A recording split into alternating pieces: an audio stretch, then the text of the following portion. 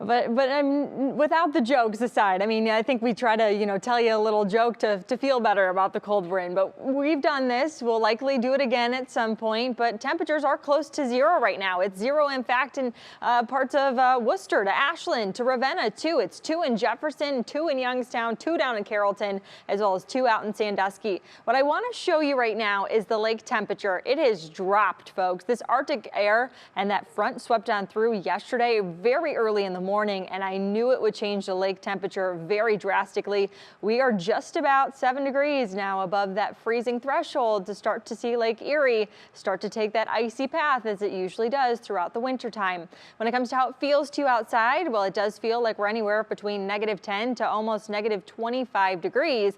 Norwalk feels like 25 below, 19 below in Akron, same thing in Ravenna, 18 below in Carrollton, and 21 in Ashtabula. Our winds are still gusty. It hasn't really changed. It has dropped just a smidge from yesterday. Our sustained winds are in white on your screen, and then also the wind gusts are in yellow. So downtown still picking up the highest wind gust around this time this morning, about 45-mile-per-hour wind gusts there. Farther inland, a little less. Dover around 20, and then you get everywhere in between around 30 to 35-mile-per-hour wind gusts. I had a viewer ask this wonderful question. They were like, Peyton, how long has it been since we have had sustained winds above 20 miles per hour with this storm system? Well, we've had greater than 20-mile-per-hour sustained winds since about 1:51 yesterday morning at Cleveland Hopkins.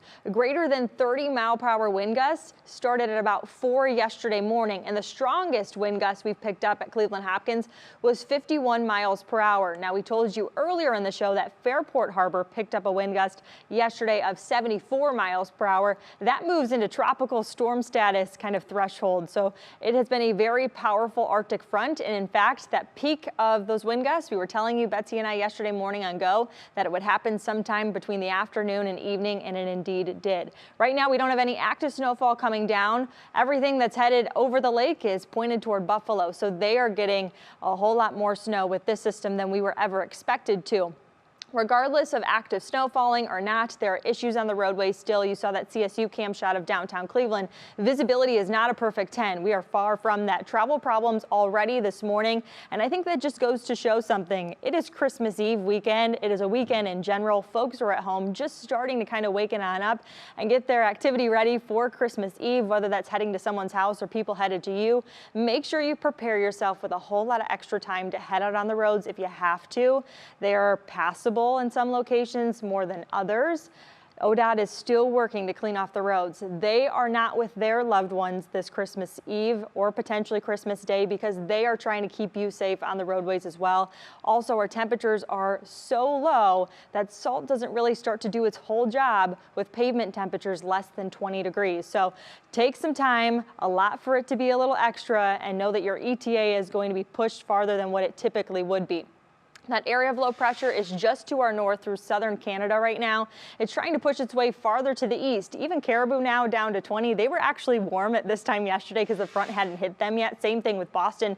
They're down to about 10, 12 degrees. Even Chicago still holding true right around what we're holding right around, which is 0. This is creating a mess for the Great Lakes when it comes to lake effect snow. We could see the fluctuation here with lake effect as well in your National Climate hour-by-hour forecast. I don't think today is a huge problem until late in the day, closer to midnight, even early tomorrow morning, only for the immediate lakeshore of Lake and Ashtabula County, even into parts of northern Cuyahoga County, because the wind will ebb and flow just a little bit. If it goes a little bit farther to the south and takes a westerly direction, that sets up some primal snow for parts of our primary snow belt.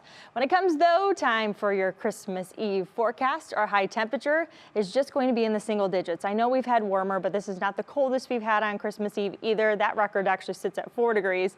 Blowing and drifting snow is a huge concern. Power outages continue. Once again, we have those warming centers listed on WKYC.com.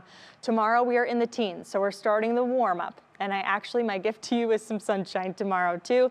Lingering lake effect snow, and beyond that, we actually start to hold a trend of being above average. Next 6 to 10 day, 8 to 14 day from the Climate Prediction Center.